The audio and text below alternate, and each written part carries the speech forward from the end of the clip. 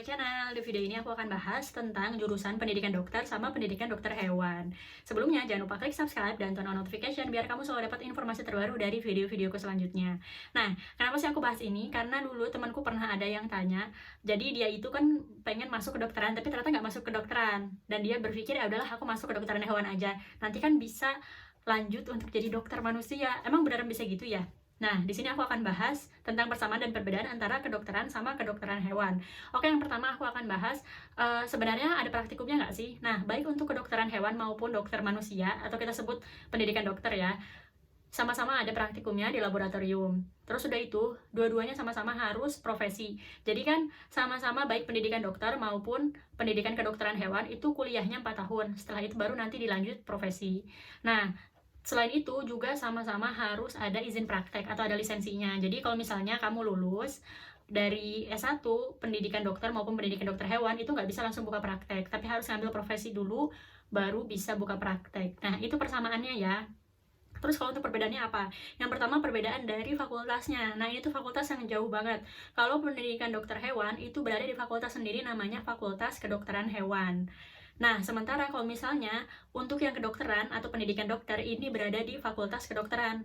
Nah, satu rumpunnya sama apa? Sama keperawatan, kebidanan, farmasi mungkin. Jadi khusus untuk yang fakultas kedokteran ini berhubungan dengan manusia. Sementara untuk kedokteran hewan itu ada di fakultas itu sendiri. Meskipun sama-sama praktikum, tapi yang dipelajari beda. Di kedokteran itu yang dipelajari fisiologi, anatomi, tapi untuk manusia. Sementara kalau misalnya di kedokteran hewan sama-sama dipelajari fisiologi maupun anatomi, tapi khusus untuk hewan aja. Untuk pertanyaan, apakah kalau misalnya masuk S1 kedokteran hewan, bisa kan nanti ngambil profesinya kedokteran manusia?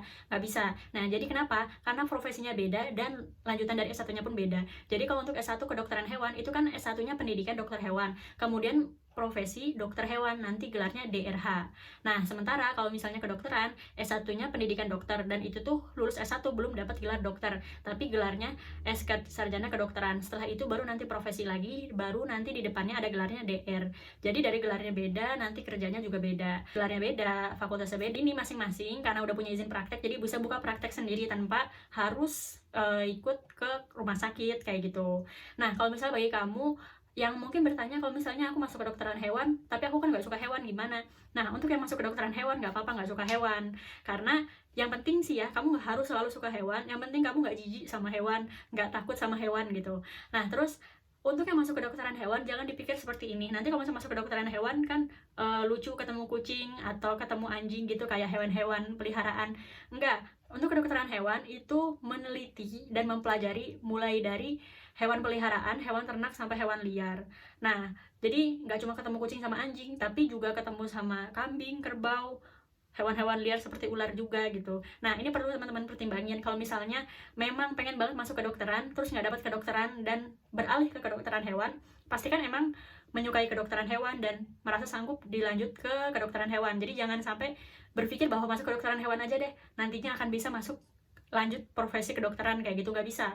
Jadi kalau misalnya setelah kedokteran hewan terus udah itu ngambil profesi sampai dapat gelar DRH, nanti kalau misalnya mau ngambil kedokteran buat manusia, ya masuk kuliah S1 lagi, sarjana kedokteran dulu, habis itu baru ngambil profesi dokter.